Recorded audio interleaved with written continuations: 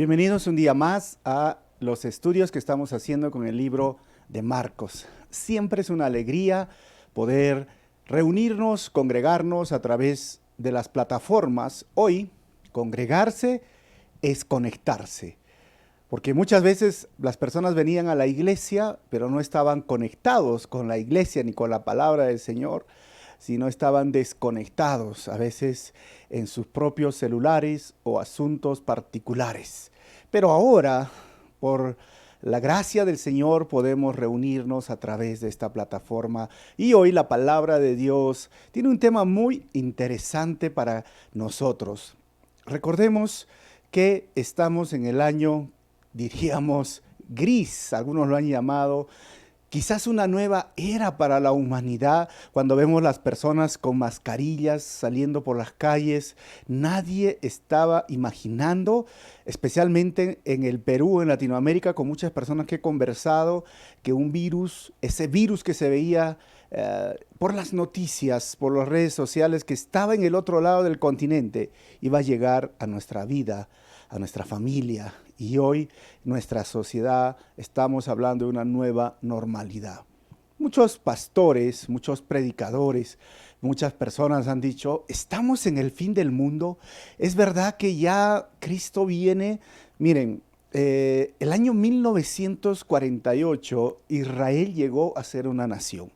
Y muchos dicen, es que Cristo viene y dijo que esta generación no pasará.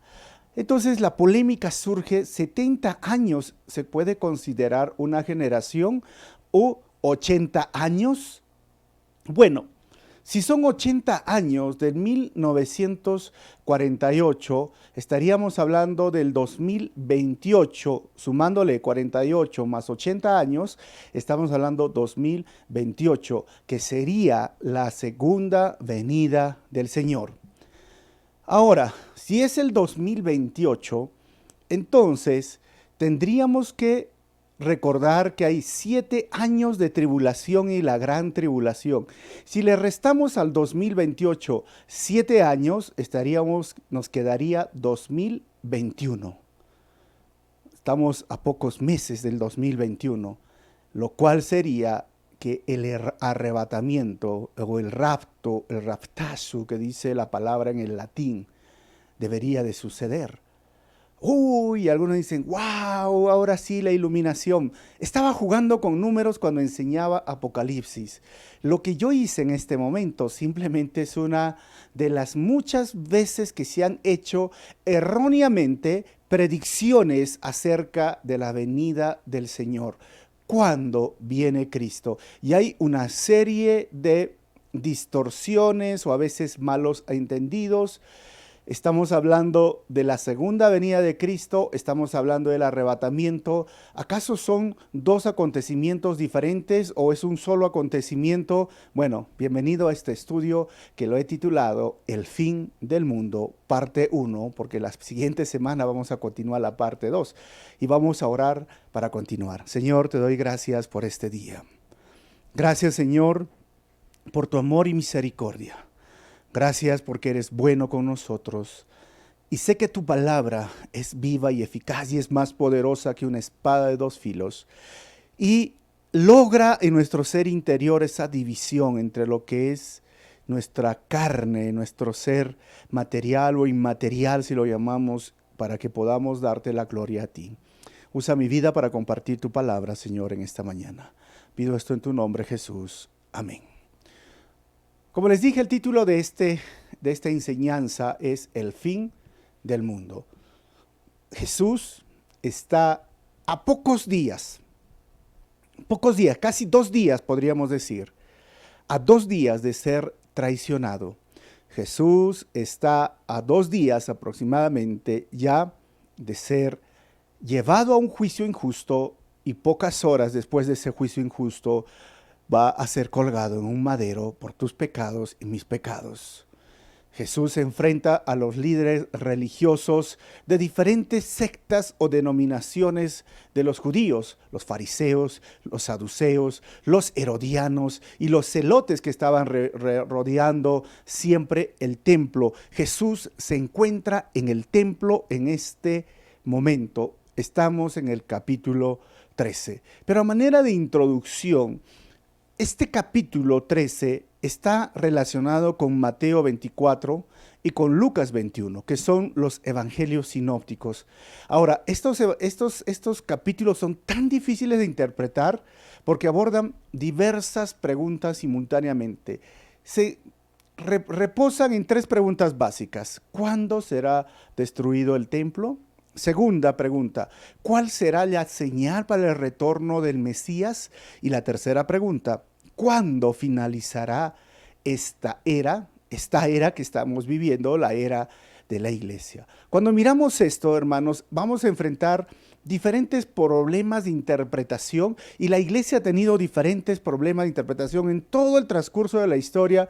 Y como les dije en la introducción de este sermón, hay personas que desean ponerle números, hay personas que se han atrevido a decir que el año 1914 viene Cristo, que el año 1988 viene Cristo, que el 2000 ahí viene Cristo, no, que es el 2000, miren, hay, hermanos, muchas y muchas discusiones, malos entendidos, y hasta a veces ha dividido la iglesia, el cuerpo de Cristo, este tema. Mi deseo es conciliar, mi deseo es animar. ¿Y por qué está escrito esto? Es por lo que vamos a ver. Pero necesitas entender esos problemas de interpretación a partir de las diferentes paradojas bíblicas. ¿Cuáles son? Primero, es la tensión entre los modelos proféticos del Antiguo Testamento, esos profetas del Antiguo Testamento, y los nuevos modelos apostólicos del Nuevo Pacto. Esa es una tensión. La segunda tensión es entre el monoteísmo bíblico, que es un Dios para todos, desde Deuteronomio, el Antiguo Testamento, y la elección de Israel, que vendría a ser el pueblo elegido. Otro que surge es la tensión entre la condición del pacto y la promesa bíblica del Antiguo Testamento, como dice, si perseveras, si haces esto, entonces yo, que lo he puesto entre paréntesis, y la fidelidad incondicional de Dios para nosotros con la redención de la humanidad caída en el nuevo pacto. ¿Cuál es la otra tensión? La tensión entre los géneros literarios del cercano oriente y los del occidente. Y obviamente que estas posiciones doctrinales, en su gran mayoría de las que causan división, vienen del occidente. La tensión entre el reino de Dios ya presente, pero también futuro, porque el reino de Dios ya está en medio de nosotros, pero todavía no está en su totalidad. Y la tensión entre la fe en el retorno inminente de Cristo y la creencia de que algunos eventos deben acontecer antes de que esto suceda. Esas son esas paradojas bíblicas que le digo. Y recuerden que la Biblia está escrita en pares dialécticos. ¿Y qué significa esos pares dialécticos, paradojas bíblicas? Una persona dice, ¿de qué está hablando? Lo voy a poner en un lenguaje fácil y sencillo. Es el ya, pero todavía. Es el ya, está el reino de los cielos entre nosotros, pero todavía no ha llegado el reino, no tenemos la nueva Jerusalén. Es el ya, somos salvos, pero todavía no hemos sido glorificados. Es el ya que podemos decir, miren, ya está sucediendo tal señal, ya, pero todavía, porque falta esto. Es el ya en cuestiones, diríamos, de la persecución, pero todavía, porque todavía esto. O sea, esas son las paradojas bíblicas, los pares dialécticos. Es el ya, tú tienes que perseverar. Sí, persevera, pero todavía, recuerda, falta mucho. O sea, estas paradojas bíblicas, estos pares dialécticos que han sido escritos, por ejemplo, mi salvación es segura, sí, no se pierde la salvación en Cristo, está segura, pero también tienes que perseverar. O sea, ya eres santo posicionalmente, pero tienes que santificarte a diario. Eso se llaman pares dialécticos del Medio Oriente o del Cercano Oriente, y que a veces desde el occidente se ha tergiversado, se ha confundido, porque muchos tratan de interpretar la Biblia y lo quieren sistematizar. Por eso sale la teología sistemática. Pero la Biblia no ha sido escrita de forma sistemática. La Biblia ha sido escrita en pares dialécticos. ¿Por qué? Porque se originó en Israel o en ese cercano oriente, con una perspectiva diferente, con una cosmovisión diferente, con una filosofía diferente, no con la del occidente. Entonces necesitan entender y algunos quieren buscarle la lógica, la razón y ¿sabes qué? Le quieren poner estructuras. Cuando la profecía judía apocalíptica es simplemente enigmas, son figuras y a veces son ambiguas y esto choca contra el razonamiento que diríamos esto es verdad sí o sí y esto no es verdad y si no es verdad entonces esto es mentira y yo me quedo con eso, ¿no? Es decir, la tesis, la antítesis y la síntesis. Yo tengo mi tesis, yo tengo mis puntos 1, 2, 3, 4 y mi antítesis 1, 2, 3, 4 y de eso saco mi síntesis. Esa es la forma de razonar y por eso ha causado muchos problemas. Si no me están diciendo, oye, ¿qué pasó? Ya me perdí. Vamos a ver, recuerden al final, el ya pero todavía, los creyentes debemos vivir como si Cristo viniera mañana, pero haciendo planes para implementar la gran comisión. Eso es lo que quiero decirte. El ya, pero todavía. Ya viene Cristo y yo me quiero guardar hoy día y arreglar cuentas como el Señor, como si Cristo, hoy te estoy esperando, Señor, pero estoy haciendo planes. ¿Cómo podemos plantar otra iglesia? ¿Cómo podemos cumplir la misión de Dios, cumplir la gran comisión en otro país? Oro por personas para que se levanten en la iglesia para cumplir la gran comisión. ¿Cómo puedo levantar fondos? ¿Cómo puedo hacer esto? Estoy planificando, pero digo, Señor, ven hoy. Esa debe ser la actitud y espero que al final de este sermón tú digas, oh, eso es lo que voy a hacer porque mire lo que va a pasar. Ok, seguimos. Jesús está en el templo con estos líderes, pelea, discute, les enfrenta, los confronta, pelea en el buen sentido de discutir doctrina, no en el sentido de agarrarse a golpes. Y esta primera parte del Evangelio de Marcos capítulo 13 nos va a traer dos puntos, ¿no? Primero, del 1 al 4 vamos a ver Jesús predice la destrucción del templo y hoy vamos a ver solo la siguiente parte del 5 al 13, no hasta el 18, sino del 5 al 13 Jesús explica sobre su segunda venida. Dice el texto, cuando salía Jesús del templo le dijo uno de sus discípulos, mira, maestro, qué piedras, qué edificios. Entonces, ahí miren, si ustedes, yo tengo una figura de lo que es el templo de Herodes. Si ustedes pueden ver, de un costado y de frente, se dice que este templo fue construido empezó a hacer las reparaciones el 19 antes de Cristo, antes que aparezca el Señor, hasta el 63 después de Cristo. Este templo era una maravilla. Si ustedes pueden ver, tengo otra foto donde están los sectores. Si ustedes tienen un televisor grande, se va a poder distinguir. Si no, he tratado de buscar lo que está dentro, el lugar santísimo. Y el área construida era 450 metros de largo por 366 metros de ancho. O sea, era una fortaleza lleno de murallas, puertas grandes, y dentro de eso, en el centro, estaba el templo. Entonces, cuando miramos el versículo 1, dice Jesús salía del templo, porque estaba en el templo. Le dijo uno de sus discípulos, algunos dicen que fue Pedro, porque Pedro es el que le está narrando a Marcos, y era como que se quedaba pasmado y se quedaba mirando, y dice, wow, Señor, mira, qué piedras, qué edificios. O sea, los judíos tenían un orgullo nacional, natural, religioso. Algunos dicen como los arequipeños, ¿no? Que son orgullosos de su catedral, de su ciudad. Si tú has conocido a un arequipeño, vas a ver ese arequipeño, has visto la catedral de Arequipa, wow, prominente, grandísima, ahí está. Pero el templo era mucho más precioso.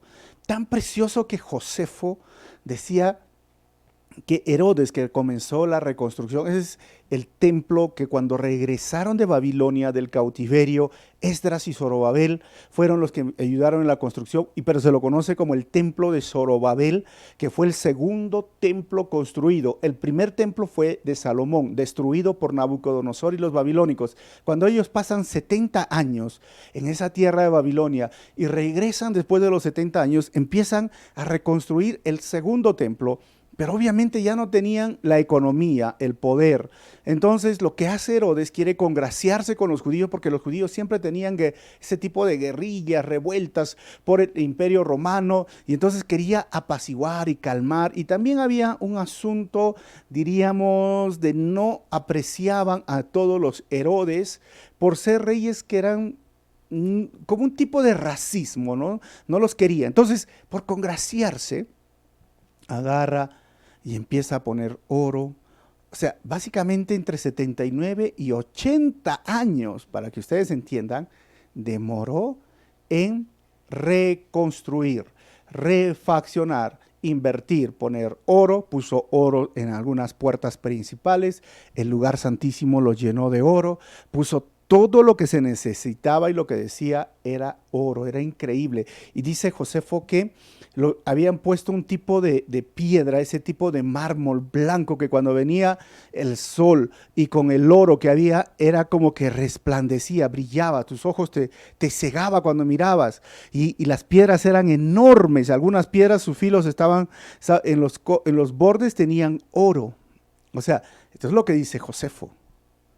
Y cuando mira dice, wow, ese templo. Y acuérdate algo, año 70. Por eso lo he puesto ahí. Grábatelo, el año 70. Ahí ponlo en tu cabeza. Hoy, si tú vas a la Tierra Santa, vas a encontrar a los judíos, pero eso no es el templo que están orando. Son los muros que quedan fuera del templo. Y algunos solamente es un pedazo que se ha quedado de lo que ha sido reconstruido y los cuales dicen es de Herodes. Cuando tú vayas a la Tierra Santa, vas a poder entrar en un subterráneo, como un túnel que han escarbado, y sí han encontrado una piedra enorme, pero solo tienes un pasadizo casi de 1 metro en el cual tienes que pasar, pero no puedes tomar la foto de todo el largo que es esa piedra, porque no te da el ángulo y aparte que está oscuro, pero es increíble.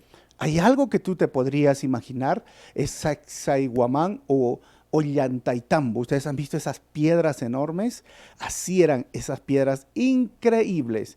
Algunos, por ejemplo, hoy día se está viendo en la parte de la pandemia, tengo una foto, pero lo que decía Josefo es que esas piedras medían 15.24 metros de ancho por 7.62 de alto y 4.5 metros de profundidad. O sea, eran piedras enormes, canteras enormes.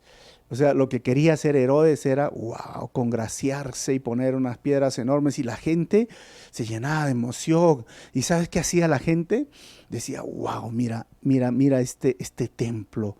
Es maravilloso, es enorme, precioso, costoso, iluminaba, era espectacular. El judío se sentía orgulloso, tan orgulloso que en el tiempo cuando llegó Jesús, los judíos juraban por el templo. Pero vino Jesús y en Mateo capítulo 12, versículo 6 dijo, pues yo les digo que aquí está uno más grande que el templo. Cuando Jesús mira que hasta los apóstoles y todos tienen este orgullo, Él les dice, yo soy más grande que el templo. El templo era algo bueno, hermanos, pero las cosas buenas se pueden convertir en los peores ídolos. Las cosas buenas, escúcheme muy bien, las cosas buenas se pueden convertir en los peores ídolos. Tu pareja puede ser algo bueno, pero ten cuidado que no se convierta en tu ídolo y reemplace el lugar de Dios. Y por esa pareja vas a deshonrar el nombre de Dios, vas a deshonrar a tus padres, vas a desobedecer la palabra de Dios. Tu trabajo, tu profesión puede ser algo bueno, pero ten cuidado de que tu trabajo, tu profesión, ocupe el lugar de Dios, el primer lugar de Dios. Y luego vas a deshonrar a Dios por ese trabajo, vas a deshonrar a tu familia, a tu esposa, a tus hijos o a tus padres por tu trabajo, por tu profesión, por conseguir, por llegar a metas. Algunas cosas son muy buenas, pero lamentablemente esas cosas buenas llegan a ser ídolos. Y los judíos idolatraron, empezaron ahí. ¿Y qué pasó? Versículo 2, ¿ves todos estos grandiosos edificios? Contestó Jesús, no quedará piedra sobre piedra, todo será derribado. ¿Se acuerdan que les dije que se quede en el año 70? Miren, tengo una foto. El año 70 los romanos vinieron con el general Tito, su padre Vespasiano, y justo después Tito va a ser el César, el emperador después, pero cuando llega, destruyen los muros. Los judíos dice que se refugiaron en el templo porque era como una muralla con esos muros. Entraron, hermanos, mataron, destruyeron, incendiaron el templo. Ese templo que era tan lleno, tan orgullosos se sentían los judíos, tan lleno, digamos, de ese resplandor, terminó siendo nada. Créeme, hermano, dice Josefo en su libro de Antigüedades, que prendieron fuego, echaron fuego los romanos para que salgan, mataron 500,000 de judíos en esa revuelta. O sea, si se terminó el año 63 y esto fue el año 70, solo disfrutaron 7 años del templo, que tan orgullosos se sentían. Y cuando vino, dice la historia que más o menos 1,5 millones de judíos murieron en esa revuelta y algunos se escaparon a Masada. Ahí tengo una foto de Masada, que cuando tú vayas a la Tierra Santa, esa es la fortaleza que se escaparon y después de 2 años lograron entrar los romanos y cuando entraron los encontraron todos muertos. Se quitaron la vida a los judíos porque dijeron la muerte antes que volver a ser esclavos. Ese fue el final. Por eso tengo lo que dice Josefo. Voy a citar a Josefo en su libro de la guerra de los judíos, en su capítulo 7. Dice, ahora, tan pronto como el ejército ya no tuvo más personas para matar o saquear, César dio órdenes que ellos debían de demoler toda la ciudad y el templo. Este era el final de Jerusalén como se conocía. ¿Recuerdan lo que dijo Jesús? No quedará piedra sobre piedra. Así, entonces, ¿qué fue? Lo que como el oro se derritió, quemaron, pues dieron un fuego tan fuerte y elevado, que se dice que se metió el oro derretido entre las partes de los ladrillos o de las piedras, en la parte de esos filos o viñetas, y se metió. Entonces los romanos dijeron, nos llevamos el oro. ¿Y qué tenían para hacer eso? Tenían que sacar toda la pared y empezaron a quitar piedra sobre piedra. Y encima de eso el César dijo, hagan tiras, desaparezcan, destruyan esa ciudad, el templo. Tanto así fue que hasta el día de hoy, hermanos, los judíos no saben dónde está la zona del lugar santo, el lugar santísimo, el templo.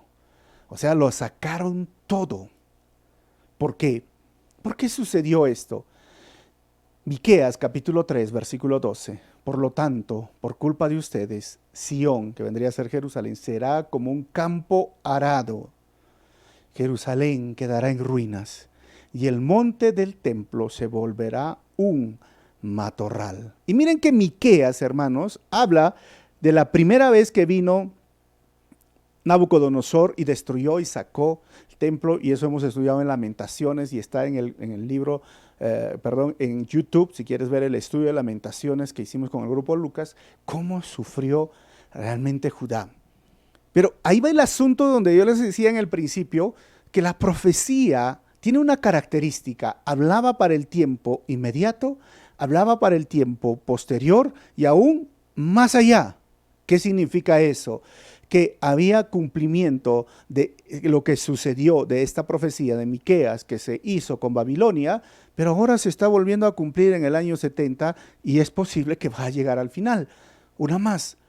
Y esto es lo que a veces muchas personas desde una perspectiva occidental donde esto es verdad y esto es mentira, no se entiende bien porque no están entendiendo los géneros literarios y la profecía judía, rabínica. O sea, cuando habla de la escritura apocalíptica necesitamos entender claramente eso.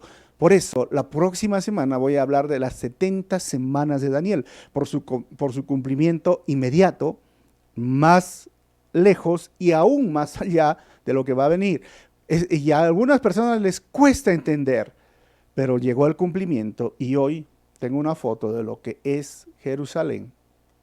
Hay una flecha roja que está señalando, ese es el muro de los lamentos, esa porción es lo que ha quedado de fuera de lo que rodeaba el templo. Y si ustedes ven un color amarillo dorado, ese es el domo de la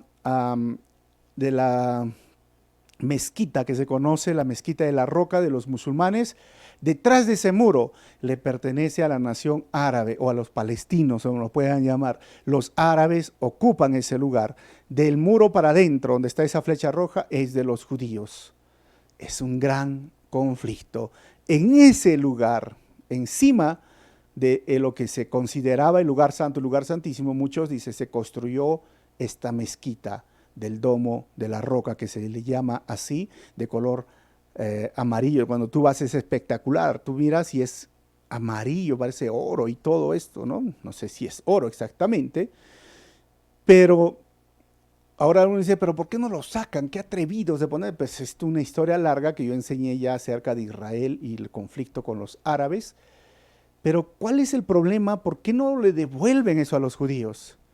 Bueno, porque eso es un lugar santo para los musulmanes. Los musulmanes dicen que el año 500 aproximadamente, Mahoma, en ese lugar, fue llevado al cielo en un burro y nunca más lo vieron. Entonces es el lugar de la ascensión de su profeta mayor Mahoma. Y ese es el lugar santo y eso es un lugar de peregrinación.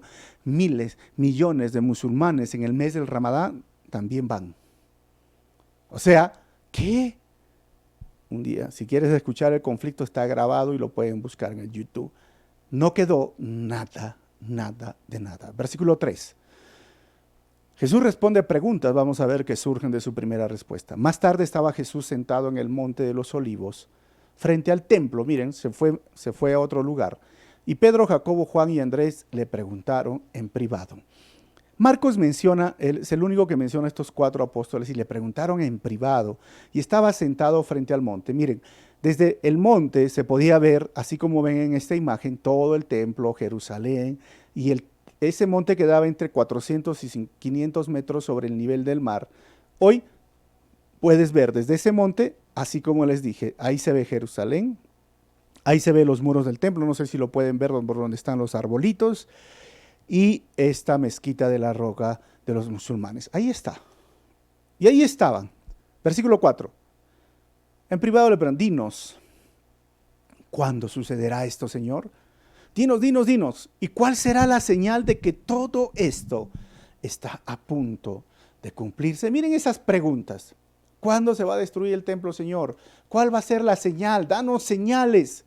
Y es curioso que si tú tienes una Biblia, dice señales antes de la venida del Señor o señales antes del fin. Yo le he puesto el título a Fin del Mundo para que tú puedas entender realmente de qué estamos hablando, porque dicen, ¿cuándo sucederá? ¿Cuál es la señal? Y créanme, hermanos, que el día de hoy hay personas que están obsesionados.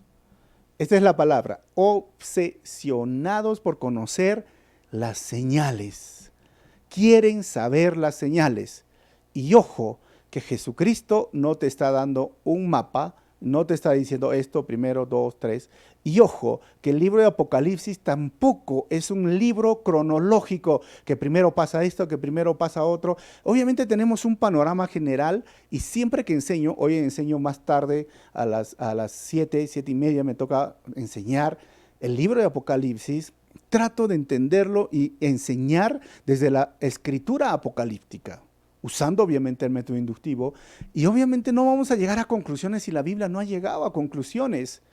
Pero muchos están obsesionados, esa es la palabra, quieren saber cuándo.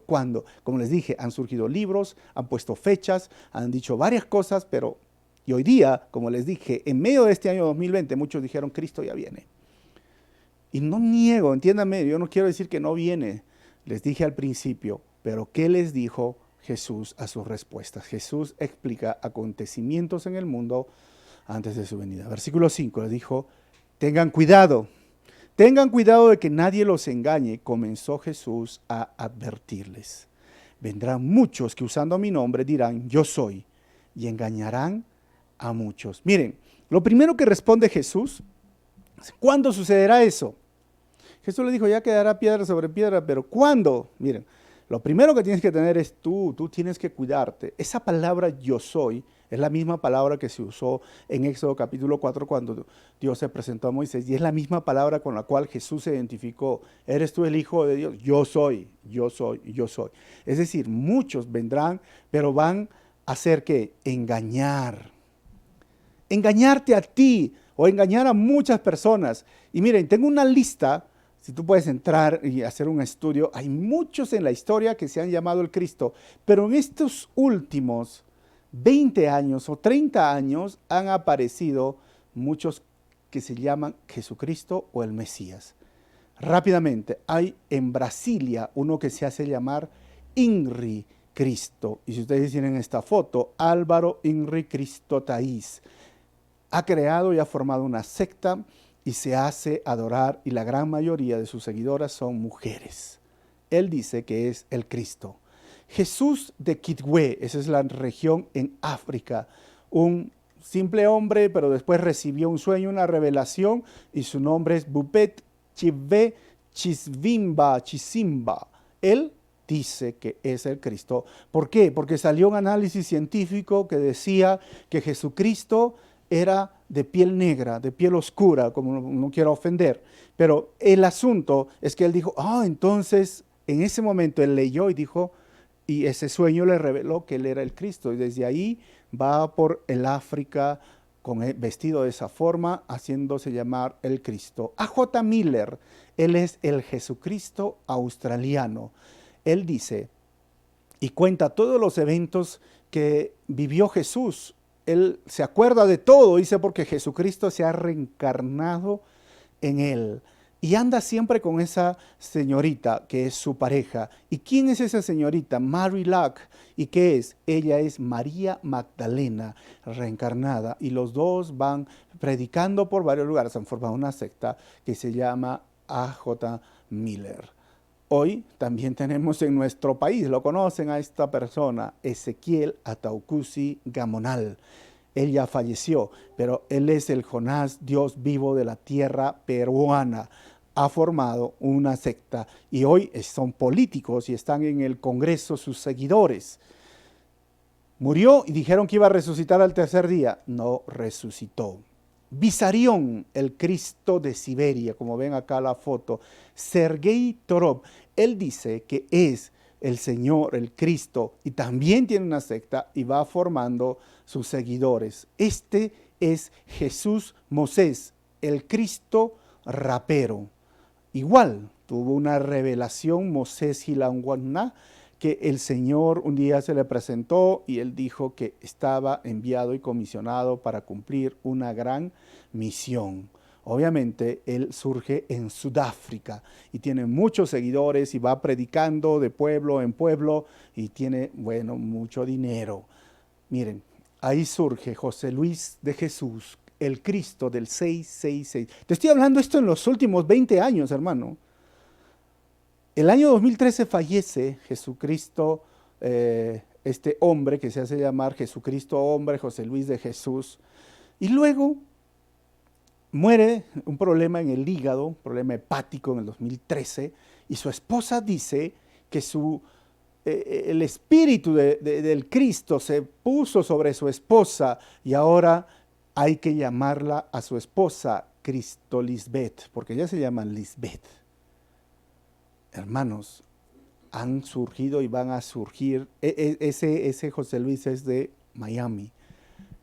Increíble. Tú dices, ¿qué? ¿Qué? Eso están locos. Si tú conoces la palabra, dices, están locos. ¿Qué le pasa? Pero créeme que hoy están engañando con falsas profecías, con falsas predicciones, diciendo que Cristo ya está aquí, que Cristo ya vino hoy dentro de la iglesia evangélica cristiana. Así que ten mucho cuidado, porque Jesús dijo, tengan cuidado, los van a engañar a ustedes. Y yo creo que el engaño más poderoso viene mezclado con la verdad y la mentira. Recuerda esto, versículo 7. Cuando sepan de guerras y de rumores de guerras, no se alarmen. Es necesario que eso suceda, pero no será todavía el fin. Porque uno dice, se levantó guerras. Miren, yo he hecho un estudio de las guerras del año de 1900 al año 2000, el siglo XX que se conocía. En 100 años, ¿sabes cuántas guerras conocidas hubieron? 138 guerras. Entonces, como que en cada guerra decía, ya viene. Hay personas que están así. Obviamente que la Segunda Guerra Mundial, que fue una de las más grandes, se dice que las víctimas fueron entre 60 y 100 millones de muertes, hermanos. O sea, el siglo pasado ha sido el siglo sangriento de la historia. 138 guerras, la Primera Guerra Mundial, la Segunda Guerra Mundial conocida, la guerra de Vietnam, la guerra acá de las Malvinas, Perú con Ecuador, un montón de guerras que han surgido. Y Jesús dijo, eso va a suceder, pero todavía no es el fin. O sea, sigue sucediendo, sí, pero todavía no es el fin. Por eso digo, hay personas que están obsesionadas en las señales, que un día el presidente de Corea del Norte se levantó y dijo, ahora vamos a hacer esto, y dice, ay Señor, ya vino. Hay que ser muy cuidadosos. Versículo 8, dice, se levantarán nación contra nación y reino contra reino. Habrá terremotos, hermanos, ha habido terremotos y siguen habiendo terremotos. Por todas partes también habrá hambre, y siempre hubo hambre y habrá hambre. Y esto será apenas el comienzo de los dolores. Así que, si tú estás obsesionado con las señales, cada guerra, cada terremoto, cada hambre, va a ser algo como, y estás viviendo en ese lado, así como tenso, en lugar de disfrutar la paz y cumplir tus responsabilidades. No estoy diciendo, vuelvo a repetir, que Jesús no viene. No estoy diciendo eso, sino que no caigas en la obsesión de estar ocupando tu tiempo, tu vista, tu mirada solo en eso y descuides tus deberes y responsabilidades como cristiano. Ahora, miren, versículo 9. Jesús va a explicar los acontecimientos para sus discípulos antes de su venida. Pero entonces, ustedes cuídense. Los entregarán a los tribunales y los azotarán en las sinagogas. Por mi causa comparecerán ante gobernadores y reyes para dar testimonio ante ellos. Y ahí va el asunto, miren. Les dice a sus discípulos, les dice a los judíos que los van a entregar a tribunales, sinagogas. Los gentiles no tenemos tribunales ni sinagogas. ¿Se cumplió esa escritura? Sí. ¿Y se seguirá cumpliendo? Sí. ¿Y se va a cumplir en el tiempo de la tribulación? Sí. Hechos capítulo 4, versículo 1 al 22. Tú puedes contar la historia cuando a los discípulos los llevaron, los golpearon y ellos salieron. ¡Ay, qué feliz! Salimos victoriosos. ¡Qué alegría ser golpeado por causa del Señor! Así que el Señor dijo, va a haber persecución. Así que Jesús está sentado, está en el templo, mirando el templo, está confrontándose con los apóstoles, con los líderes religiosos y habla con sus apóstoles y dice, mira, esto no va a quedar piedra sin piedra, va a haber guerra, va a haber rumores de guerra, va a haber hambre, va a haber persecución, pero recuerda, va a haber persecución, a ustedes los van a perseguir, a ustedes los van a llevar los tribunales, a ustedes los van a castigar. Jesús mismo está prometiendo que el evangelio, que seguir a Jesús no es fácil. No te dejes engañar por ese pseudo evangelio que dice que Jesucristo vino para hacerte rico y Jesucristo vino para sacarte del sufrimiento. Jesús no prometió eso. Jesús no dijo nunca que vas a ser libre de todos tus problemas, porque aún ser cristiano y ser constante y ser firme y ser alguien con principios bíblicos puede y va a ocasionar problemas. en su centro de labor, en tu familia, en tu hogar. Así que la persecución o antagonismo por la causa de Cristo es la norma, no la excepción. Y si tú y yo estamos en este continente donde hay derechos, ahorita mira, tenemos el derecho de libertad de expresión y obviamente por esos grupos que están, digamos, tergiversando mucha parte de la filosofía, aún de la ciencia, son esos grupos activistas que quieren callar tu voz, amedrentarte. Tú tienes el derecho para hablar y opinar. Pero lamentable no hay, en otros lugares no hay ese derecho. Y miren lo que le dice el versículo 10, pero primero tendrá que predicarse el evangelio a todas las naciones. Ya sabes cómo se llama, la misión de Dios. ¿Cuál es la misión de Dios? Que todos los pueblos lo alaben, lo adoren. ¿Y cuál es el problema? Que hay más de 2.800.000 personas que no conocen el nombre de Jesús en este 2020. Israel falló su misión, pero ahora a la iglesia le ha dado la misión de Dios. ¿Cuál es? Predicar el evangelio a toda criatura y enseñarles que guarden estas cosas y que los bauticen en el nombre del Padre, del Hijo y del Espíritu Santo. Mateo 28, versículo 19.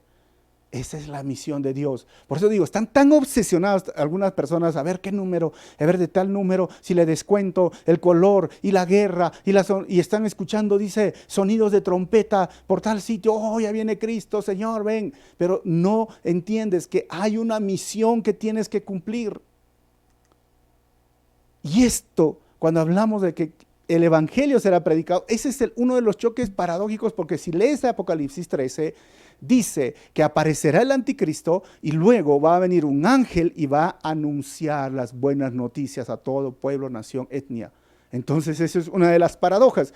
Yo tengo que ir hasta lo último de la tierra, amén, sí, pero va a venir otro ángel y va a enseñar. Entonces, ¿para qué hago? No, esas son las paradojas en las cuales nosotros, como les dije al principio, debemos de cumplir nuestros deberes y responsabilidades, porque eso es lo que el Señor nos ha dado. Eso se llama la doctrina de la inminencia.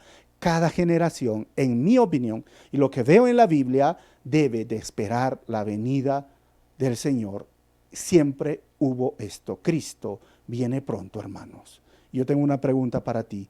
¿Cómo estás cumpliendo la misión de Dios? Versículo 11.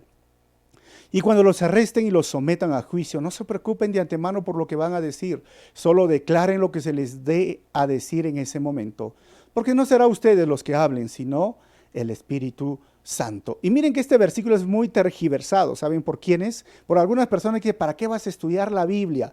Hay pastores o predicadores que dicen, ¿para qué vas a estudiar? ¿Qué es eso de género literario? ¿Qué es eso de poesía? ¿Qué es eso de poesía hebrea, de escritura sapiencial? Tú lee la Biblia y deja que el Señor te revele, porque claramente dice el versículo que tú no sabrás qué decir y deja que el Espíritu hable.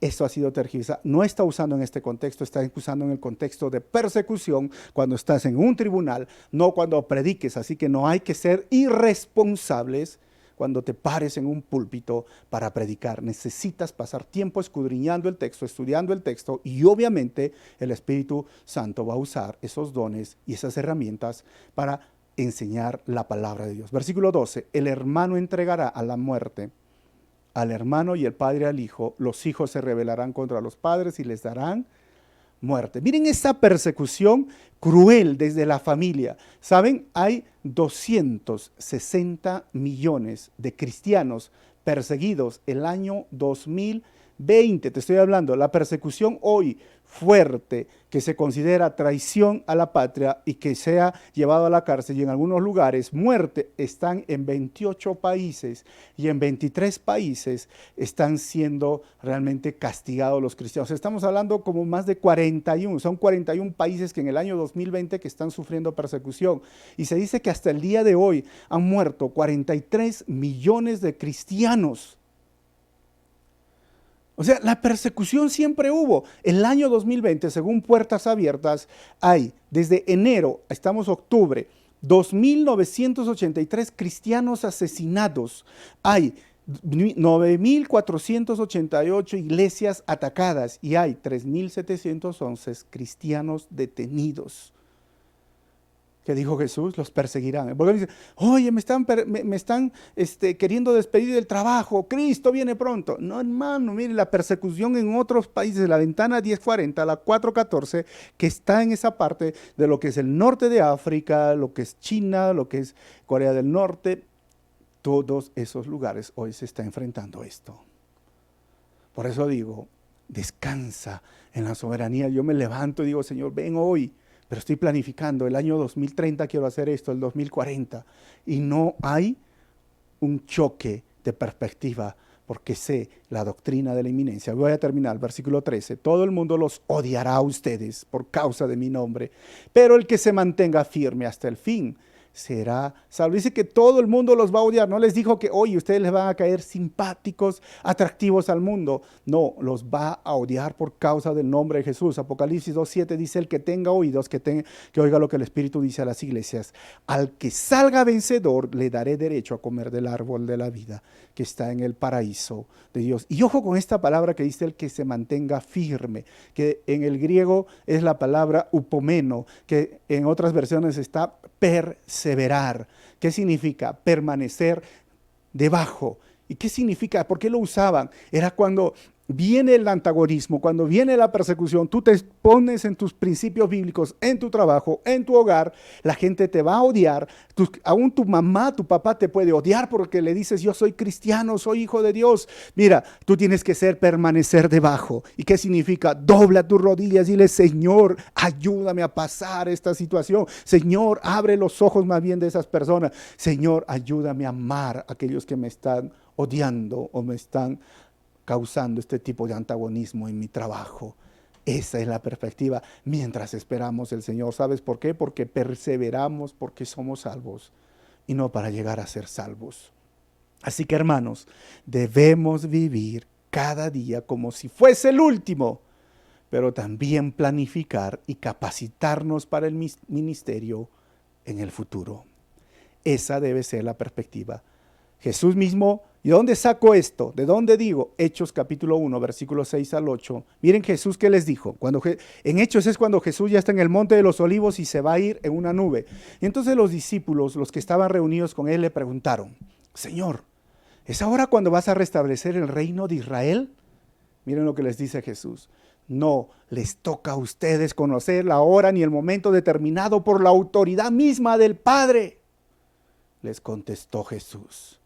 Pero cuando venga el Espíritu Santo sobre ustedes, recibirán poder y serán mis testigos, tanto en Jerusalén como en toda Judea y Samaria y hasta los confines de la tierra.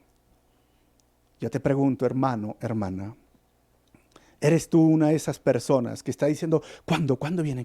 Ya, Señor, quizás eres como esos discípulos que le decían, Señor, ya, ahora vas a restaurar el templo. Mira, habían pasado 40 días de lo que Jesús había resucitado y los discípulos y sus seguidores estaban diciendo, Señor, ya, ahora vas a instituir tu reino. ¿Estás hablando de esto? Y dije, Jesús, ¿sabes qué? No les toca a ustedes conocer esos detalles. ¿Estás obsesionado? Esta guerra, esta persecución, no te toca a ti. ¿Sabes qué te toca a ti? ¿Sabes cuál es tu deber? Versículo 8. Cuando venga el Espíritu Santo, vas a ser testigo. En Jerusalén, en Judea, en Samaria, hasta lo último de la tierra, en Perú, en tu ciudad, en tu departamento, fuera de tu país y en otro continente. Eso te toca a ti. No caigas en esa trampa de estar obsesionado por ver cuándo. Voy a terminar con 4 conclusiones. Nada ni nadie debe de reemplazar el primer lugar de adoración en tu corazón que le corresponde al único Dios. Segunda conclusión, muchos son engañados por buscar señales y milagros, los cuales no siempre provienen del único Dios. Tercera conclusión, el antagonismo en tu trabajo u hogar por mantener tus principios bíblicos es señal de estar en buena dirección. Yo te digo esto porque si tú no sufres antagonismo en tu trabajo, yo creo que no saben que eres cristiano o que no vives tus principios bíblicos, hermano. Pero si es que hay eso, estoy en buena dirección. Y la cuarta conclusión, Cristo viene pronto. Cristo viene pronto. ¿Estás listo para irte con Él? Y ojo, que la Biblia en 1 de Tesalonicenses capítulo 4 dice, Cristo va a venir en las nubes, y los muertos en Cristo resucitarán primero, y luego nosotros seremos arrebatados. Pero en su segunda venida va a ser espectacular, porque todo ojo lo verá, todos lo van a ver, y va a haber rayos, relámpagos, truenos, pero en el arrebatamiento viene por su iglesia, y en la segunda venida de Cristo, después de 7 años, viene con su iglesia. ¿Y cuál es la diferencia? No se pierdan, la próxima semana voy a enseñar desde Daniel y todo eso, por eso hoy es la parte 1. Pero antes de orar, ¿estás listo para irte con Él? Hoy te has levantado y dicho, Señor, si vienes hoy, estoy listo para irme. Si no lo has hecho, ora conmigo y reconcíliate con el Señor. Padre, te doy gracias en este momento. Perdona nuestras ofensas, nuestros pensamientos que no son puros, Señor, delante de ti. Perdona a veces el descuidar la gran comisión o tu misión por estar obsesionados con otros detalles que no nos corresponde a nosotros. Tú les dijiste a tus discípulos esto el día que ibas a partir. Y lo que sí nos corresponde a nosotros es cumplir el ser testigos en mi familia, en mi barrio, en mi ciudad, en mi país, fuera de mi país. Señor, haz que cada persona que esté escuchando sepa que cómo podemos cumplir la misión de Dios es un trabajo en equipo. Hay algunos que irán, pero hay algunos que estarán orando y hay algunos que estarán aportando, dando de su dinero para que esos misioneros sean soportados o sostenidos fuera del país. Somos un equipo, somos tu cuerpo, somos tu iglesia y todos somos parte de esa misión. Haznos entender esto, Señor, y queremos estar listos. Si tú vienes hoy, llévanos, perdónanos y estamos listos. Gracias, Señor, por todo esto. En tu nombre oramos así. Amén. Que el Señor te bendiga, no te pierdas el próximo domingo con la segunda parte y si este mensaje ha sido de bendición, comparte por las redes sociales y si deseas apoyar, porque nuestra iglesia quiere cumplir la misión de Dios y levantamos fondos para cumplir esa misión de alcanzar el mundo, pues ahí va a salir un número de cuenta donde puedes dejar tus ofrendas o tus diezmos de forma voluntaria. Dios te bendiga, nos vemos en la próxima.